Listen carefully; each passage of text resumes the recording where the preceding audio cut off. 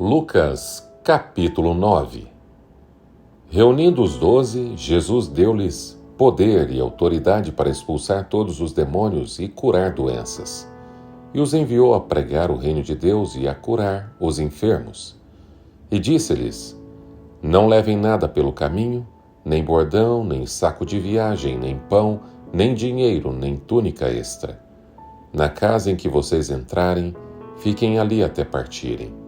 Se não os receberem, sacudam a poeira dos seus pés quando saírem daquela cidade, como testemunho contra eles.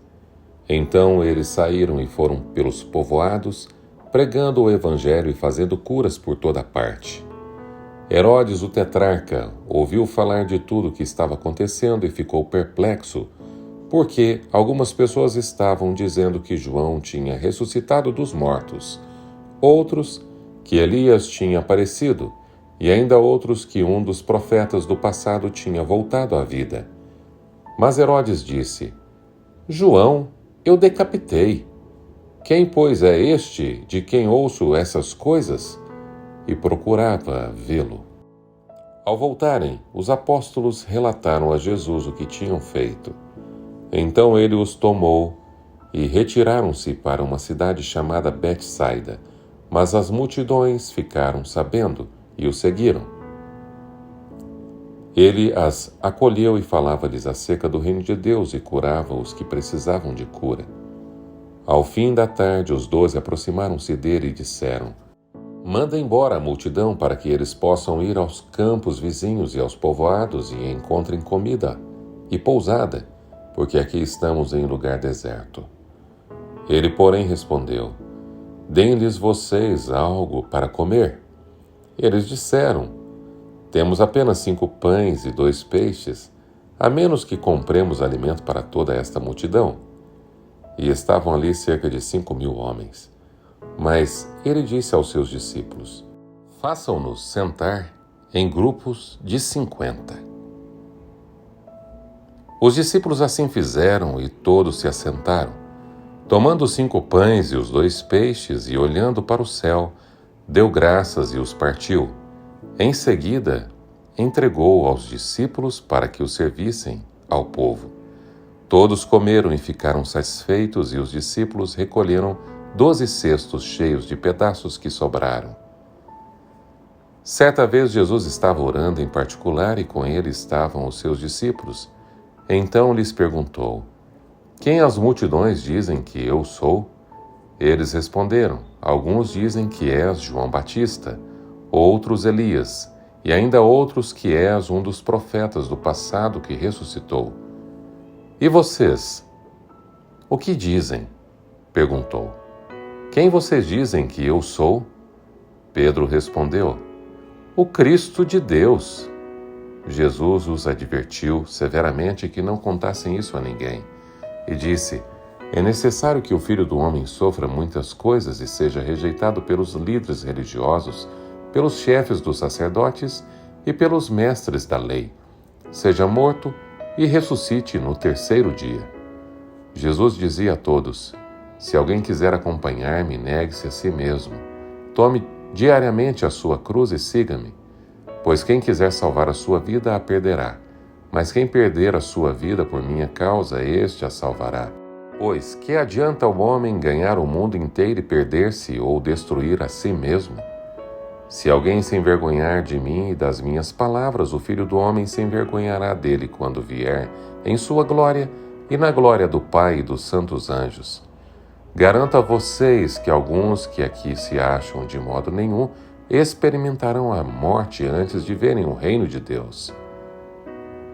Aproximadamente 8 dias depois de dizer essas coisas, Jesus tomou a Pedro, João e Tiago e subiu ao monte para orar.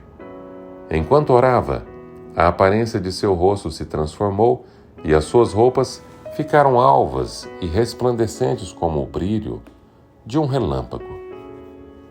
Surgiram 2 homens que começaram a conversar com Jesus. Eram Moisés e Elias. Apareceram em glória e esplendor e falavam sobre a partida de Jesus que estava para se cumprir em Jerusalém. Pedro e seus companheiros estavam dominados pelo sono. Acordando subitamente, viram a glória de Jesus e os 2 homens que estavam com ele. Quando estes iam se retirando, Pedro disse a Jesus: Mestre, é bom estarmos aqui. Façamos 3 tendas, uma para ti, uma para Moisés e uma para Elias. Ele não sabia o que estava dizendo. Enquanto ele estava falando, uma nuvem apareceu e os envolveu, e eles ficaram com medo ao entrarem na nuvem. Dela saiu uma voz que dizia: Este é o meu filho, o escolhido. Ouçam-no. Tendo-se ouvido a voz, Jesus ficou só. Os discípulos guardaram isto somente para si. Naqueles dias não contaram a ninguém o que tinham visto. No dia seguinte, quando desceram do monte, uma grande multidão veio ao encontro dele. Um homem da multidão bradou: Mestre, rogo-te que dês atenção ao meu filho, pois é o único que tenho. Um espírito o domina, de repente ele grita, lança-o em convulsões e o faz espumar. Quase nunca o abandona e o está destruindo. Roguei aos teus discípulos que o expulsassem, mas eles não conseguiram. Respondeu Jesus: Ó geração incrédula e perversa, até quando estarei com vocês e terei que suportá-los? Traga-me aqui o seu filho. Quando o menino vinha vindo, o demônio o lançou por terra em convulsão. Mas Jesus repreendeu o espírito imundo, curou o menino e o entregou de volta a seu pai. E todos ficaram atônitos ante a grandeza de Deus. Estando todos maravilhados com tudo que Jesus fazia, ele disse aos seus discípulos: Ouçam atentamente o que vou dizer. O Filho do Homem será traído e entregue nas mãos dos homens. Mas eles não entendiam o que isso significava. Era-lhes encoberto, para que não o entendessem. E tinham receio de perguntar-lhe a respeito dessa palavra. Quem será o maior? Começou uma discussão entre os discípulos acerca do qual deles seria o maior. Jesus, reconhecendo seus pensamentos, tomou uma criança e colocou em pé ao seu lado. Então lhes disse: Quem recebe esta criança em meu nome está me recebendo, e quem me recebe está recebendo aquele que me enviou. Pois aquele que entre vocês for o menor, este será o maior. Disse João: Mestre, vimos um homem expulsando demônios em teu nome e procuramos impedi-lo, porque ele não era um dos nossos. Não o impeçam, disse Jesus, pois quem não é contra vocês é a favor de vocês. Aproximando-se o tempo em que seria levado aos céus, Jesus partiu resolutamente em direção a Jerusalém e enviou mensageiros à sua frente. Indo estes, entraram num povoado samaritano para lhes fazer os preparativos, mas o povo dali não o recebeu, porque se notava que ele se dirigia para Jerusalém. Ao verem isso, os discípulos Tiago e João perguntaram: Senhor, queres que façamos cair fogo do céu para destruí-los? Mas Jesus, voltando-se, os repreendeu, dizendo: Vocês não sabem de que espécie de espírito vocês são, pois o Filho do Homem não veio para destruir a vida dos homens, mas para salvá-los. E foram para outro povoado. Quando andavam pelo caminho, um homem lhe disse: Eu te seguirei por onde quer que fores. Jesus respondeu: As raposas têm as suas tocas e as aves dos céus têm os seus ninhos, mas o Filho do Homem não tem onde repousar a cabeça. A outro disse: Siga-me. Mas o homem respondeu: Senhor, deixa-me ir primeiro sepultar meu pai. Jesus lhe disse: Deixe que os mortos sepultem os seus próprios mortos. Você, porém, vá e proclame o reino de Deus. Ainda outro disse: Vou seguir-te, Senhor, mas deixa-me primeiro voltar e despedir-me da minha família. Jesus respondeu: Ninguém que põe a mão no arado e olha para trás é apto para o reino de Deus. Lucas, capítulo 10. Jesus envia 72 discípulos. Depois disso, o Senhor designou outros 72 e os enviou 2 a 2, adiante dele, a todas as cidades, lugares para onde ele estava prestes a ir. E lhes disse: a colheita é grande, mas os trabalhadores são poucos. Portanto, peçam ao Senhor da colheita que mande trabalhadores para a sua colheita. Vão, eu os estou enviando como cordeiros entre lobos. Não levem bolsa, nem saco de viagem, nem sandálias, e não saúdem ninguém pelo caminho. Quando entrarem numa casa, digam primeiro: paz a esta casa. Se houver ali um homem de paz, a paz de vocês repousará sobre ele. Se não, ela voltará para vocês.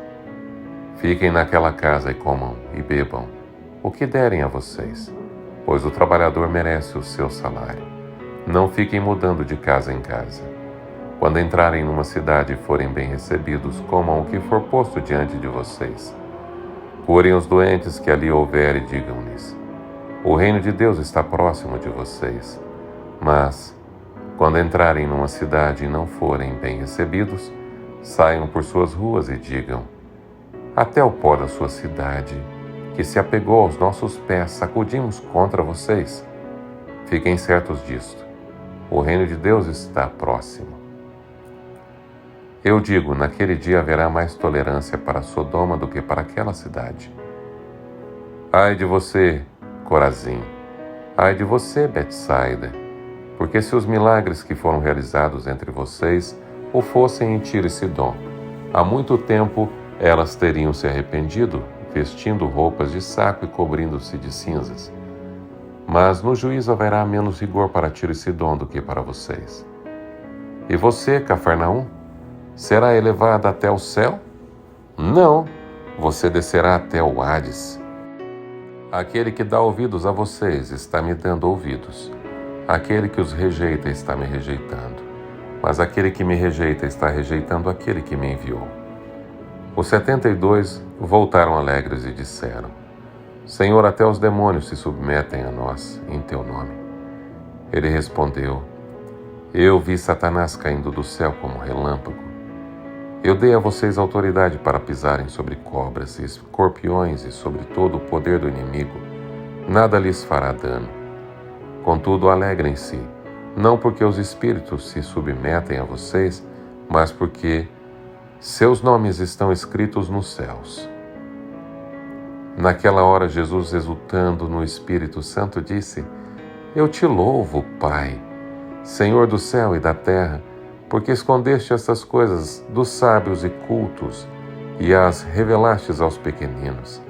Sim, Pai, pois assim foi do teu agrado. Todas as coisas me foram entregues por meu Pai. Ninguém sabe quem é o Filho, a não ser o Pai. E ninguém sabe quem é o Pai, a não ser o Filho, e aqueles a quem o Filho o quiser revelar. Então ele se voltou para os seus discípulos e lhes disse em particular: felizes são os olhos que veem o que vocês veem. Pois eu digo que muitos profetas e reis desejaram ver o que vocês estão vendo, mas não viram, e ouvir o que vocês estão ouvindo, mas não ouviram. Certa ocasião, um perito na lei levantou-se para pôr Jesus à prova e lhe perguntou: Mestre, o que preciso fazer para herdar a vida eterna? O que está escrito na lei? Respondeu Jesus. Como você a lê? Ele respondeu: ame o Senhor, o seu Deus, de todo o seu coração, de toda a sua alma, de todas as suas forças e de todo o seu entendimento, e ame o seu próximo como a si mesmo. Disse Jesus: você respondeu corretamente. Faça isso e viverá. Mas ele, querendo justificar-se, perguntou a Jesus: e quem é o meu próximo? Em resposta, disse Jesus: um homem descia de Jerusalém para Jericó, quando caiu nas mãos de assaltantes. Estes lhe tiraram as roupas, espancaram-no e se foram, deixando-o quase morto. Aconteceu estar descendo pela mesma estrada um sacerdote. Quando viu o homem, passou pelo outro lado. Assim também um levita, quando chegou ao lugar e ouviu, passou para o outro lado. Mas um samaritano, estando em viagem, chegou onde se encontrava o homem e, quando o viu, teve piedade dele.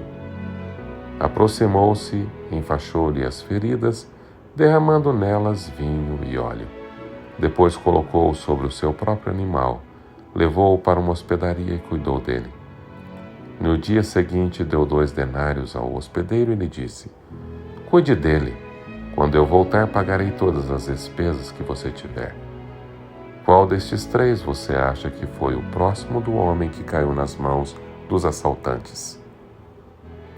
Aquele que teve misericórdia dele, respondeu o perito na lei. Jesus lhe disse: vá e faça o mesmo. Caminhando Jesus e os seus discípulos, chegaram a um povoado onde certa mulher chamada Marta o recebeu em sua casa. Maria, sua irmã, ficou sentada aos pés do Senhor ouvindo a sua palavra. Marta, porém, estava ocupada com muito serviço. E aproximando-se dele, perguntou: Senhor, não te importas que a minha irmã tenha me deixado sozinha com o serviço? Dize-lhe que me ajude. Respondeu o Senhor: Marta, Marta, você está preocupada e inquieta com muitas coisas. Todavia, apenas uma é necessária. Maria escolheu a boa parte, e esta não lhe será tirada. Lucas, capítulo 11. Certo dia, Jesus estava orando em determinado lugar.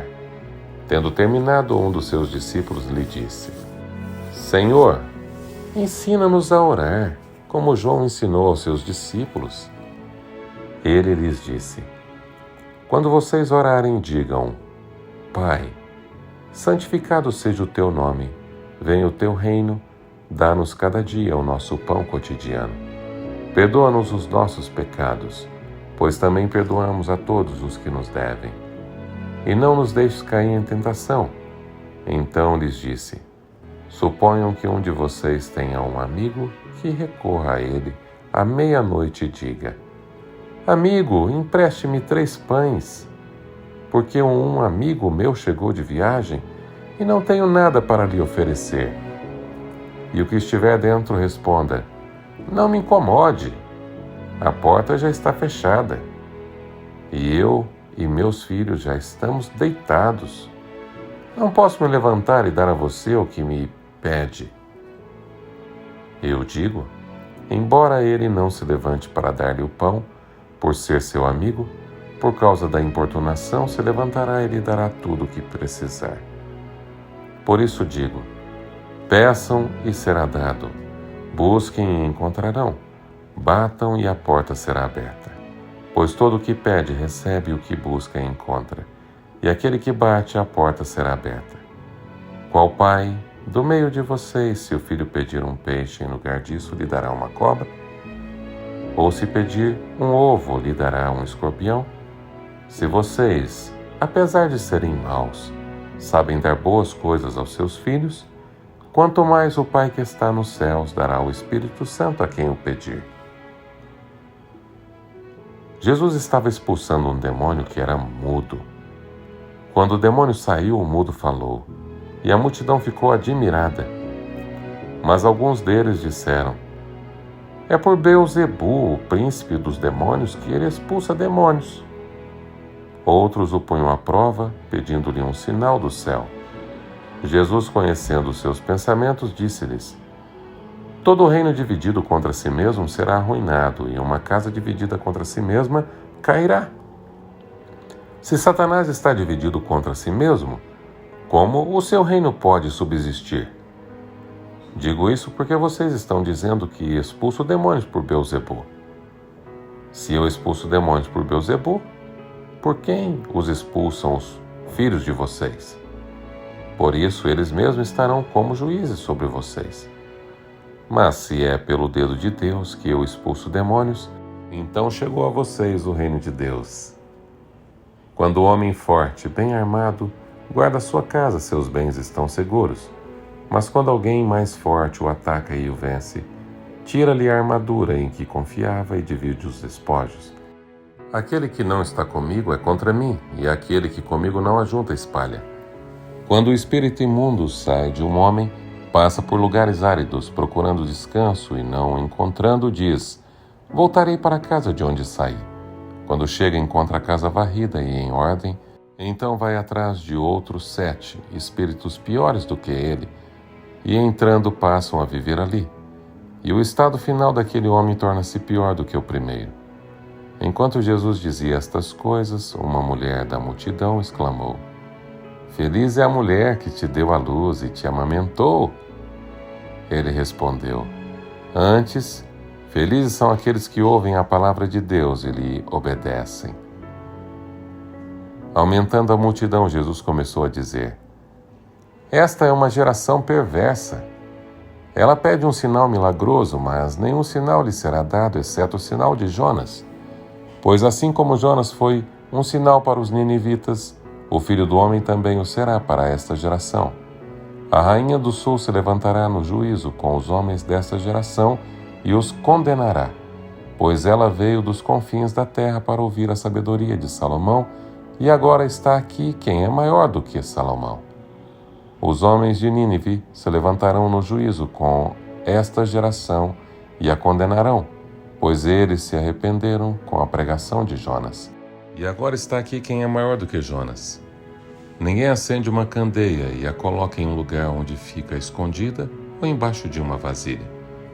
Ao contrário, coloca no lugar apropriado para que os que entrem possam ver a luz.